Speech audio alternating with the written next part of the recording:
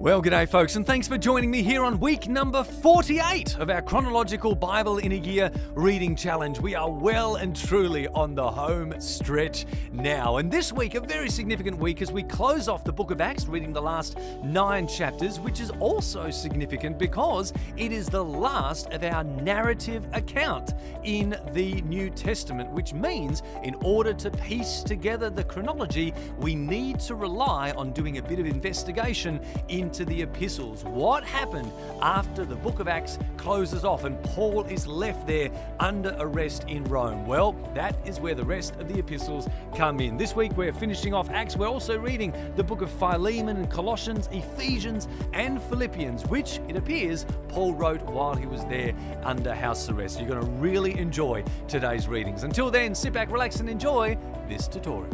Well, g'day folks, thank you for joining me roadside today for another weekly tutorial in our chronological Bible reading plan. We're reading through the whole Bible in a year, and this is week 48, so we are this close to finishing off, and this is a big week of readings coming up. I know you're going to enjoy. We're doing a few things. We're reading 4 of Paul's minor epistles, okay, his smaller letters, and also, notably, we are finishing off the book of Acts. So I'll talk to you a little bit about the narrative, step back and understand the storyline of what we're reading, and then I'll finish off giving you 3 things I want you to pay attention to as you read through Paul's preaching and Paul's letters this week. Okay, so here we go. We're picking up this week in the narrative in Acts chapter 20. Paul is on his 3rd ministry trip, going back to Jerusalem with another financial gift for the struggling churches down there. And as he's heading there, he becomes fully aware that trouble is about to face him. After all, he's facing troubles by religious Jews everywhere he goes, but Jerusalem is the headquarters, okay, of all the animosity and opposition that's coming against him. Well, he's not perturbed by that. He heads straight to Jerusalem, goes to the temple, and a riot ensues. And so, of course, because there's a riot, he has to appear before the local court. So he does that. The Sanhedrin, the Jewish court, and the Roman commanders see him there in Jerusalem, much like they did with Jesus. But note this, unlike Jesus, Paul is a Roman citizen.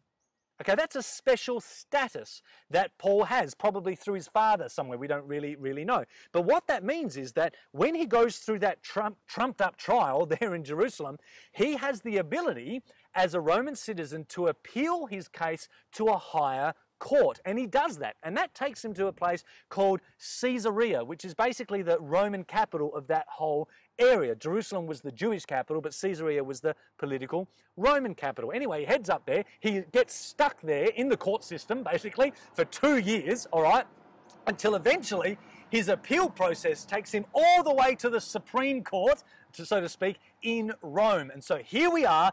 Paul ends up, just like he wanted to, kind of, in Rome, in the political capital of the Roman world. Jesus, at the start of the book of Acts, said, I want you to be my witnesses to Jerusalem, Judea, Samaria, and the ends of the world, or the end of the land. Well, there he is in Rome. It is the center of the civilized world of the day. And Paul is stuck there in Rome for 2 years, AD 60 to 62, while he awaits his trial there, okay? And that's why some of us believe that Theophilus, most excellent Theophilus, who the book of Acts is written to, is part of Paul's defense team. This is why Luke's writing to him, to give him Paul's story. How did Paul end up in Rome? Why is this man appealed all the way to the highest court in the land? Well, here is his story, and there in Acts 28, the book of Acts abruptly ends with Paul there under house arrest, okay? So there you go, there is the book of Acts. Now, what happens next? Well, this is where we need to read the epistles, okay? It turns out that while he's there in Rome, he leads a young man to Christ called Onesimus. And it turns out Onesimus is a runaway slave from Colossae, and his slave owner is a friend of Paul, a guy called Philemon, okay? So Paul convinces Onesimus, mate, you need to go back to your slave owner. It's not right that you have run away. It's illegal, and if I'm harboring you, I could also get in trouble as well, and I can't have that while I'm in Rome, right? So what he does is he says, mate, you go back to Colossae, go to Philemon, own up to your mistake, and by the way, while you go, take this letter with you. Don't open it, don't open it. It's to Philemon. I'm writing him a letter because he's a friend of mine. Take this letter with you, and that's how we get the book of Philemon. But then Paul thinks, you know what? I might as well write to the churches in that area and have you deliver more letters on your way. After all, it's been 4 or 5 years since I wrote to the Romans. Okay, I'm due to write again. I'm just sitting here in prison after all doing nothing. So he writes 3 church letters for Onesimus to take with him and to deliver on his way. He writes to the Colossians, where Philemon lives. He's never been there, Paul, but he writes to them anyway. He writes to the Ephesians, good friend of Paul's, spent 2 years there, so he writes them a letter. And then he also writes to the church in Laodicea. Okay, now you might think, well, I've never heard of the Laodiceans letter. Well, that's because we don't have it, all right? It wasn't preserved for us. We don't have it in the Bible. It doesn't exist, all right? But he wrote it anyway. You're going to find out this week.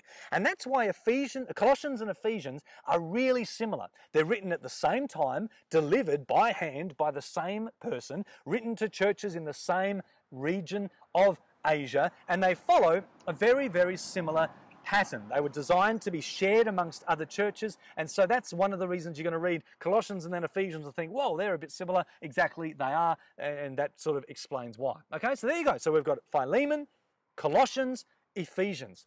And off he goes. Onesimus goes down to Philemon to deliver the letters, and then a guy rocks up called Epaphroditus, knocks on Paul's door there in Rome and says, "G'day, mate, I've come from Philippi with a financial gift from the church there to help you. They heard that you're in chains, and I've come to be a support to you." Well, Paul is so grateful for that. He loves the Philippian church. Remember Lydia, a seller of purple cloth, and the prison doors that shook? That's Philippi, okay? So he writes them a thank you letter and sends Epaphroditus back to deliver it. So there you go. That's how we get Philemon, Colossians and Ephesians, and then finally Philippians. That is what you are reading this week. And I want you to do it in 4 sittings, okay? Read the book of Acts, 20 to 28, then read Philemon and Colossians together, because they're basically written to the same church community, then Ephesians, and then finish off with Philippians, all right? You do that, you'll get through your readings and understand the big story and how they all work together just nicely, okay? Easy. Last 3 things to finish with that I want you to pay attention to as you do your readings this week. The first thing that I noticed this week, and I haven't mentioned this for quite a while, so pay attention, is the whole issue of the afterlife.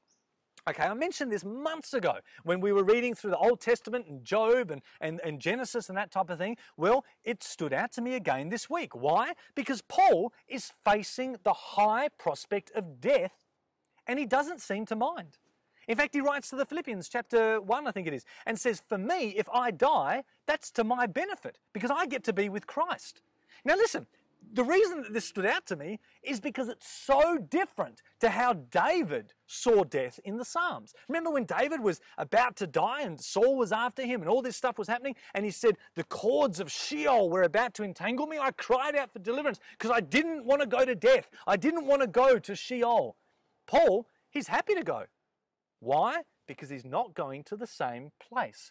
Jesus has obviously affected what happens in the afterlife, and so Paul's outlook on death is very different to Old Testament saints. Take a note of that. Second thing I want you to notice is something I spent a lot of time on last week, is the us and you, Jew and Gentile way that Paul writes. You're going to notice this particularly in Ephesians, where he starts by saying, we were predestined, we were chosen, we were adopted, we were loved by God, and we were the first to hope in Christ. Who's he talking about? We Jews were the first to hope in Christ, and then you were also included when you heard the gospel. You were dead in sins, but God has raised you to life and seated with him in heavenly places. So again, the us and you thing comes out really strong. And this week, the whole Jew and Gentile as one theology is really focused on by Paul. In fact, he calls Jew and Gentile coming together in one body as a mystery, an eternal mystery that was kept hidden for ages and generations,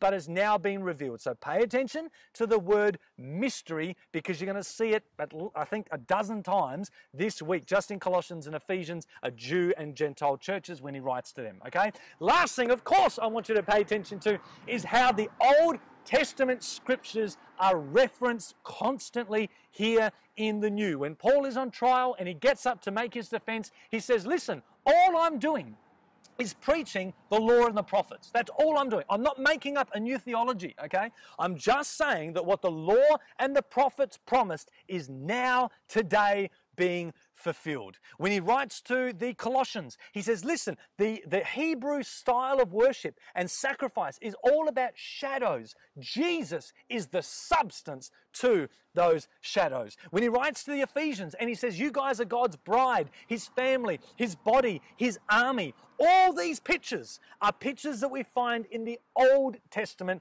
when they spoke about God's old covenant community. Well, Paul applies them here to the new. And in Philippians chapter 2, Philippians, there's only one place I noticed where Paul quotes the Old Testament, and it's him quoting Moses. This is interesting. Moses, remember, just before he died, sung a prophetic song, Deuteronomy 32, and it was really depressing, okay? It was all about how Israel would have a really bad, disobedient future, and that God eventually would bring an end to the old covenant community when he said, you are no longer my children, you are a wicked and depraved or crooked generation. Well, Paul quotes that to these first century Christians there in Philippi when he says to them, don't complain, don't be whingers like, the people in the desert were, but I need you to shine like stars amongst a wicked and crooked generation. That generation that Moses prophesied was alive in Paul's day. He agrees with what Peter said right at the start of Acts and the day of Pentecost when Peter got up and quoted the exact same verse and said to the Jews there in Jerusalem at the temple, save yourselves from this corrupt generation. It reminds me of Jesus all through the Gospels who spoke about this wicked and crooked and depraved and unbelieving generation. Well, it's the first time we've seen the word generation mentioned for quite a while, and it's the first and only quote in Philippians from the Old Testament. That is what Paul chooses to quote, which kind of means, amongst all the good news, it is a reminder from Paul that the day of the Lord promised by Daniel and other Malachi and other prophets toward the end of the Old Testament, where God would bring an end to the Old Covenant era. That's good news, but also then the Old Covenant community would have its final generation. Paul agrees with Peter that this is the day, this is the generation where that is taking place. All right, so keep a note out for that. And as I said to you before, if you have the time, hyperlink whenever you see a quote back to where it was originally written and see whether you can make sense of why the apostles are doing that. All right, enjoy your readings this week, guys. We've got our final week with Paul next week, but before then, this week, read the book of Acts 20 to 28, Philemon and Colossians together, then Ephesians, then Philippians. It's a very happy book, okay? It's a rejoicing book, so I hope you enjoy it. Bless you heaps. I'll see you next week as we finish the life of Paul. Bye. That's it for today's lesson. I really hope you enjoy your readings this week. Remember, allow yourself time to read as much as you can in one sitting. Don't get lost in the detail. Just keep going and watch the Bible's big story unfold before you. Remember also to hit me up on our social media channels or website, and I'll see you next time.